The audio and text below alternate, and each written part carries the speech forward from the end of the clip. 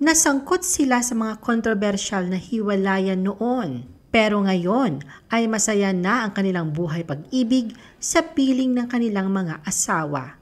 The Philippine Showbiz List presents female celebs na nasangkot sa controversial breakups noon pero happily married na ngayon.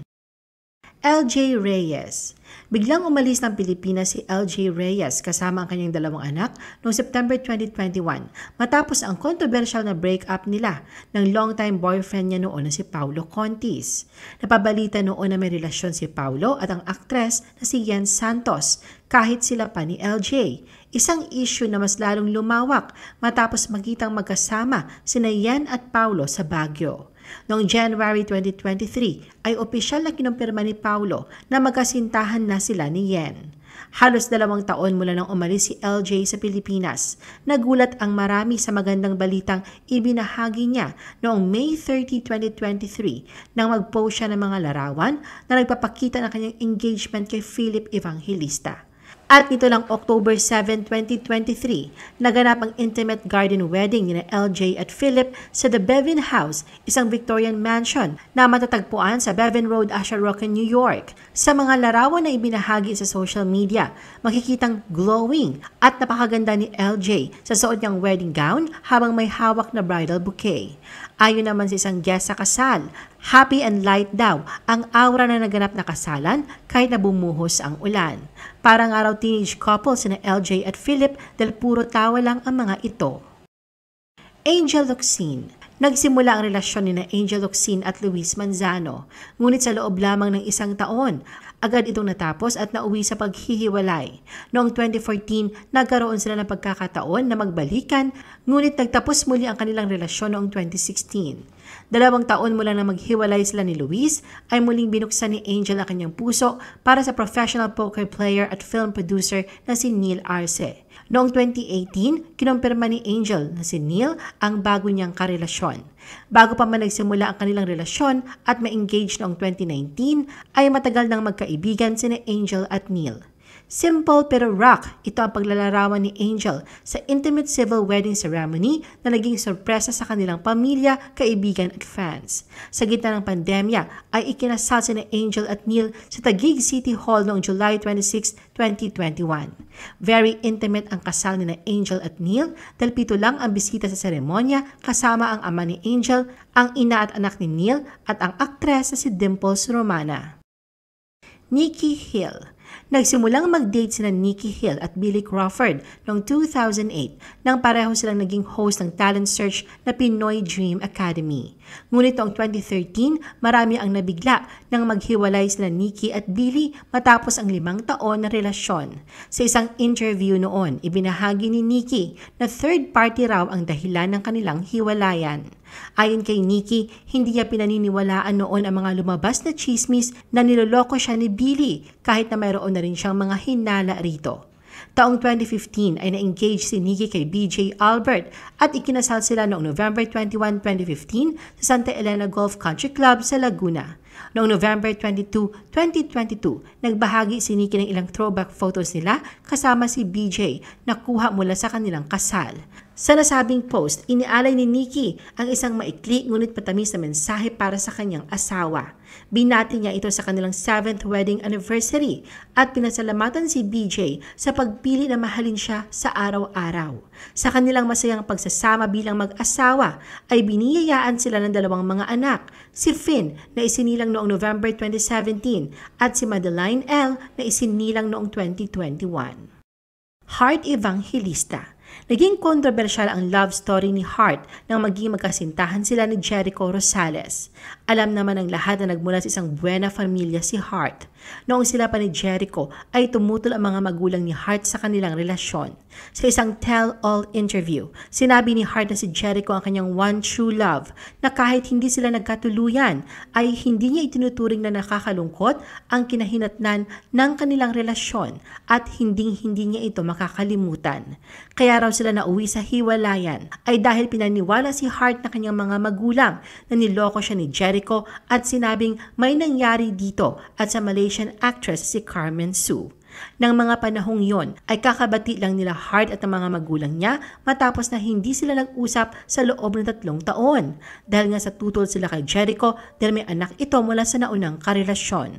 Pumunta raw si Jericho noon sa kondo ni Hart para magpaliwanag pero hindi sila nagkita dahil hindi sinabi ng ina ni Hart na naghintay ng 5 oras si Jericho upang makausap ito. Ngayon ay 8 years nang happily married si Hart kay Senator Chis Escudero at ini-enjoy ang kanyang pagiging may bahay nito. Karil. Ang 3 taong mala fairy tale na love story ni Karil at Dingdong Dantes ay nauwi rin sa isang kontrobersyal na hiwalayan noong 2008. Noong una ay pareho silang tahimik sa tunay na dahilan ng kanilang hiwalayan. Nadawit rin ang pangalan ng ka-love team ni Dingdong noon na si Marian Rivera dahil nataon naman na nakipaghiwalay din ito sa kanyang boyfriend ng mahigit na 7 years na si Ervic Vijandre. Sa isang interview, sinabi ni Karil na maraming dahilan na hindi maibubuod sa isang pahayag lamang. Sinubukan naman daw nilang ayusin ang mga bagay-bagay pero hindi talaga nag-work ito kaya pareho silang nagdesisyon na maghiwalay na lang. Inamin din ni Karil na hindi tulad ng iba na sinusunog o tinatapon ang mga larawan kasama ang ex pero siya ay inipon niya ang mga ito at nilagay sa isang album at tinago sa shelf para i-treasure ang magagandang memories ng kanilang relasyon noon ni Dingdong. Natagpuan naman ni Karil ang bago niyang pag-ibig sa katauhan ng Sponge Cola frontman na si Yael Yuzon. Noong February 2014, inamin ni Karil sa noontime show na It's Showtime na 3.5 years na silang magkasintahan ni Yael at nakatakdang ikasal sa March ng taon ding yon. Ilang taon matapos silang ikasal, sinabi ni Karil na masayang-masaya siya sa piling ng asawang si Yael at mas lalo pa nga raw gumanda ang relasyon nilang dalawa.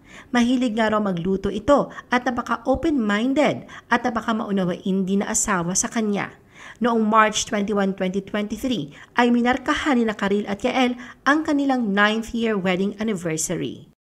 Erich Gonzalez. Mula sa pagiging on-screen partner ay nauwi naman sa totohanan ang relasyon ni Erich Gonzalez at Brazilian-Japanese actor na si Daniel Matsunaga. Ngunit makalipas ang 2 taong relasyon noong February 2017 ay pumutok ang balitang hiwalay na sila. Naging kontrobersyal ang naging paghihiwalay nila matapos na makatikim ng masasakit na salita at paratangan na kung ano-ano si Daniel mula sa publiko. Sa naging panayam noon kay Erich, makahulugan ang binitawan niyang mga salita kung saan ay sinabi niyang wala na silang komunikasyon ni Daniel at hindi rin daw sila magkaibigan. Umiwas rin siya sa tanong kung ano ang dahilan ng kanilang paghihiwalay pero nilinaw niya na walang third party. Hindi naman niya sinagot kung financial problems ba ang naging ugat ng hiwalayan nila ni Daniel na dahilan upang pagdudahang may kinalaman niya ito sa pera. Pagkatapos ng halos 1 taon noong January 2018, unang napabalita ang tungkol sa pagkakaroon ng mayamang manliligaw ni Erich. Ayon kay Chris Aquino, dinalaw umano nito si Erich sa set ng pelikulang Siargao gamit ang isang private plane. Matagal din ang lumipas bago niya pinangalanan ang kanyang suitor na di nagtagal ay naging opisyal na niyang naging boyfriend. Ito ay si Mateo Lorenzo. Noong February 2022, ikinagulat ng lahat nang malamang engaged na ang dalawa at nakatakdang ikasal. Nang kumalat sa social media ang kopya ng wedding bands o anunsyo sa simbahang Katoliko sa nalalapit na kasal nila ni Mateo. At noon ngang March 23, 2022, naganap ang kanilang kasal sa St. James the Great Parish sa Alabang, Muntinlupa. Sa sobrang pribado ng kanilang kasal ay isang larawan lamang ang lumabas sa social media na kuha mula sa Instagram story ng kapatid ni Mateo na si Andres de Leon Lorenzo na agad namang binura nito. Patunay lamang ito sa mga nauna nang inihayag ni Erich na hanggat maaari, nais niyang manatiling pribado ang kanyang buhay pag-ibig, lalo na ngayong nagsisimula na siya sa kanyang buhay may asawa. Jenelyn Mercado. Naging malaking hamon para kay Jenelyn Mercado ang taong 2008. Ito kasi ang taon na nasubukan ang pagiging matatag ng kalooban niya. Ang unang malaking balita sa pagpasok ng taong iyon ay ang pagbubuntis si Jenelyn sa anak nila ng dating boyfriend na si Patrick Garcia. Bagamat nagplano na silang magpakasal, nauwi rin sa mapait na hiwalayan ang kanilang relasyon. 2 taon matapos ang paghihiwalay nila ni Patrick, noong 2010 ay naging kasintahan niya ang aktor na si Dennis Trillo, pero makalipas ang 11 months ay nauwi rin sa hiwalayan ito. Noong 2015 naman, naiulat na nagkabalikan ang dalawa ngunit itinago muna nila ito sa publiko. Inamin lang nila ito noong 2017 nang unti-unting maging bukas sila sa publiko tungkol sa kanilang mga sweet moments na magkasama. At noon ngang November 15, 2021, ikinasal na sina Jeneline at Dennis isang intimate civil wedding ceremony na ginanap sa studio ni Catherine Bernardo sa Quezon City.